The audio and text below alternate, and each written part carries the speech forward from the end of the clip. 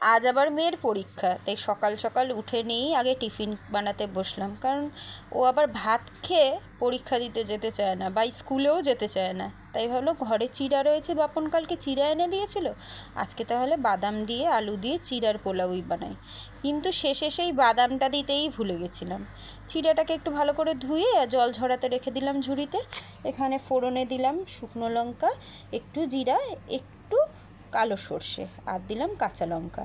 ফোড়নটা একটু চড়বড় করে আসলে পরে কুচনো পেঁয়াজগুলো দিয়ে দিলাম।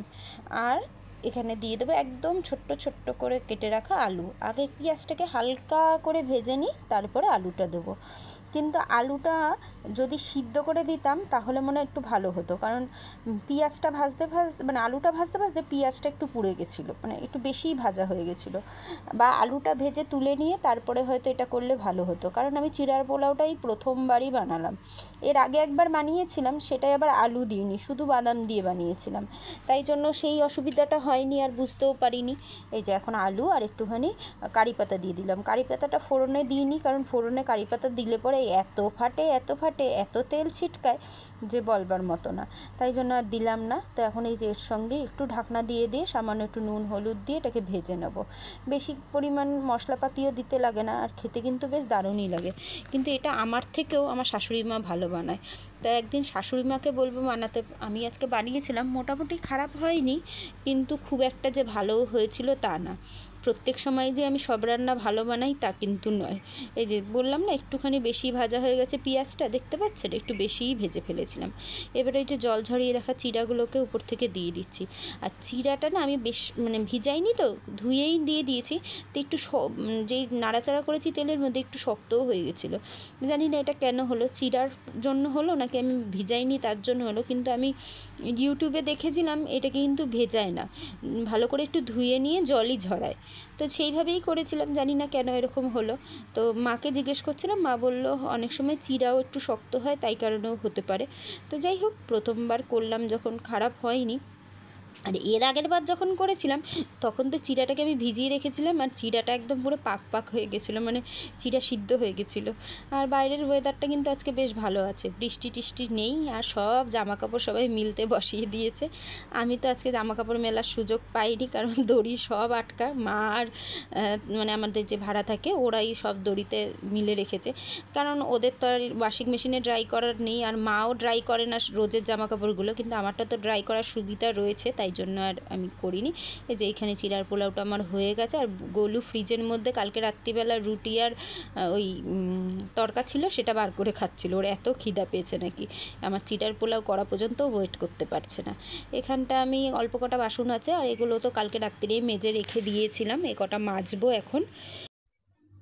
আর এই যে এগুলো এখন মেজে ফেলবো বললামই। আর এখানটা না মাছটা ঢাকা দিয়ে রেখেছি, এটা হলো ওদের মাছ।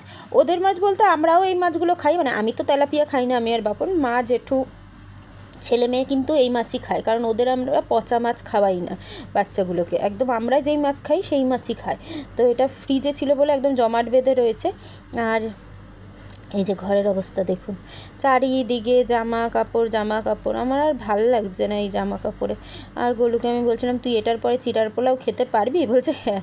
আর বাইরের ওয়েদারটা আজকে শুকনো শুকনো, তো আমার বারবার দেখাতে ভালো লাগছে। আমি আমার অবস্থা সকালবেলা উঠে না চুল টুল আশ্রয় না, এরকমই থাকি পাগলের মতো সারাদিন, কিন্তু বাইরে বেরালে আমি সেজে গুজে বেরাই, ঘরের মধ্যে এরকমই থাকি। তা এখন ওদের টিফিন দিয়ে নিই, তারপরে রাত্রের মানে দুপুরের রান্নার জোগাড় করব। বাপন বাজার গেছে, কি নিয়ে আসে দেখি, সেই বুঝে রান্নার জোগাড় হবে। ওগুলো চিল্লাচ্ছে খুব খাওয়ার জন্য, খিদা পেয়ে গেছে।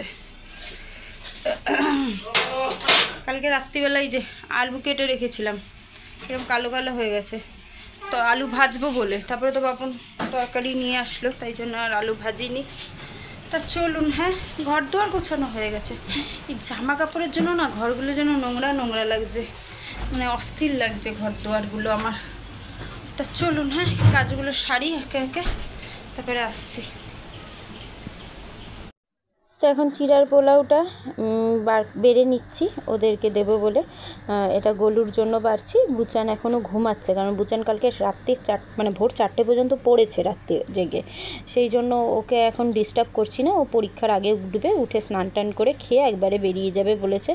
ও অ্যালার্ম দিয়ে শুয়েছে, বলেছে মা আমাকে ডাকবে না, আমি রাত্রির ভর ঘুমাইনি, এখন যদি না ঘুমাই তাহলে আবার আমি যেতে পারবো না স্কুলে।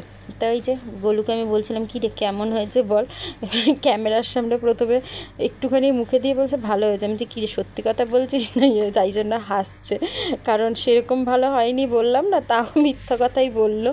তো এখানে এই যে আমি রান্না বসিয়েছি, ভাত বসিয়ে দিয়েছি, ওদিকে ওদের মাছ সিদ্ধ হচ্ছে, এই যে এইটুকু রয়েছে, এটা আমি খাবো চা দিয়ে পরে, আর বুচান খাবে। এখন এই মাছগুলোকে ধুয়ে নিলাম, কিছুটা মাছ সিদ্ধ করলাম, কিছুটা ফ্রিজে ঢুকিয়ে দেবো, কারণ বেশি করেই আনা হয় যাতে ওদের অনেক দিন হয়, কারণ 4টে বাচ্চা তো অনেকগুলোই মাছ লাগে, সারাদিনে 3বার খায়, 3 থেকে 4বার খায়।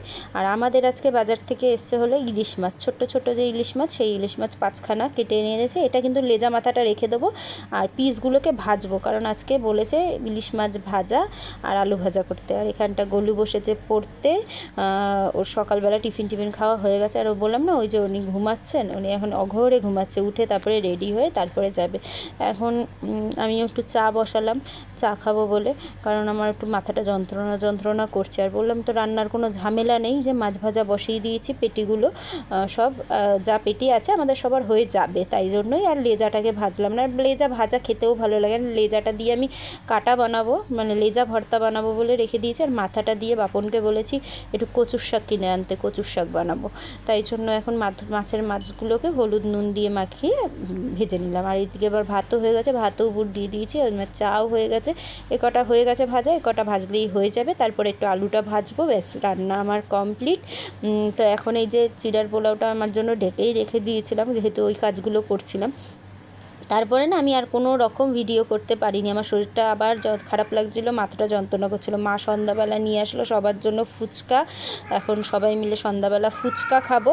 আর তারপরে এটা অনেকক্ষণ বাদে, প্রায় 2 ঘন্টা পরে এখন চা হচ্ছে, বুচান এখন চা বানাচ্ছে, সবাই মিলে চা খাবো। আজকে বুচানকে বললাম চা করতে। আর আমাদের রাত্রিবেলার জন্য আলু সিদ্ধ বসালাম প্রেসারে, কারণ অনেকটা ভাত রয়েছে, আর ফ্রিজে ডালও রয়েছে, এই যে এখানে কাপও বাড়া রয়েছে, এখানটা কটা বাসন আছে, এখন আর মাজবো না, রাত্রের দিকে মেজে নেবো যখন সবাইকে খেতে দেবো। এই বাসনগুলো জায়গায় গুছাবো। আর এখন ওই যে বারবার দেখাচ্ছি, কারণ ঘরের জামা কাপড় কিছুতেই শুকাচ্ছে না, আর ফ্যান চালিয়ে কত শুকানো যায় বলুন তো, বাইরে বসে থাকলে না হয় ফ্যান চালানো যায়, কারেন্টেরও তো ব্যাপার আছে, বাপন চিল্লামিল্লি করবে আমার উপরে কারেন্ট চালিয়ে যদি আমি জামা কাপড় শুকাই। 3টে বিস্কুট নিয়ে নিলাম চা দিয়ে খাবো বলে। আর ভাতটা দেখাই দাঁড়ান, কত ভাত রয়েছে দুপুরের, এই যে ধরা রয়েছে পুরো রাত্রিরে, সবার হয়ে যাবে। বাপনকে বললাম বাপনের জন্য রুটি নিয়ে আসতে, আলু ভাজা রয়েছে, ডাল রয়েছে, আমরা একটু আলু সিদ্ধ মেখে নেবো, হয়ে যাবে মিলিয়ে মিশিয়ে। বাপনের জন্য রুটিটা আনলে বাপন আলু ভাজা দিয়ে রুটি খেয়ে নেবে। আর এই যে আবার কিন্তু একটু ঝিরিঝিরি বৃষ্টি হচ্ছে, অল্প হালকা, জানি না এই বৃষ্টিটা বাড়বে কিনা, সারা রাত্রির হবে কিনা। ওকে বললাম চাটা করে নিয়ে আয়। আর এখানে আমার মা আর গোলু বসে রয়েছে, গোলু আবার এই যে সকালে আমি পুরোটা খেতে পারিনি, রেখে দিয়েছিলাম, সেটাকেই এখন গরম করে দিলাম, ও খাচ্ছে। আর ঘরের ভিতরেও জামাকাপড় দেখতে পাচ্ছেন, ঘরেও ফ্যান চালিয়ে এসি চালিয়ে জামাকাপড় শুকাচ্ছি। আর মা আর ও দুজনে শুয়ে মোবাইল দেখছিল। তো এখন ওটা টিফিনে খাচ্ছে, আমরা এখন চা খাবো বিস্কুট দিয়ে। ওদিকে এসিটা সবেমাত্র মনে হয় বন্ধ করেছে, ঘরটা পুরো ঠান্ডাই হয়ে রয়েছে।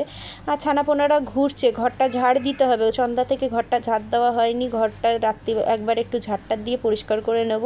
তার মধ্যেই মেয়ে নিয়ে চলে আসলো চা, এখন সবাই মিলে গল্প করতে করতে চা খাচ্ছি। আর ভিডিওটা বড় করছি না, দেখা হচ্ছে নতুন একটা ব্লগের সঙ্গে, সবাই ভালো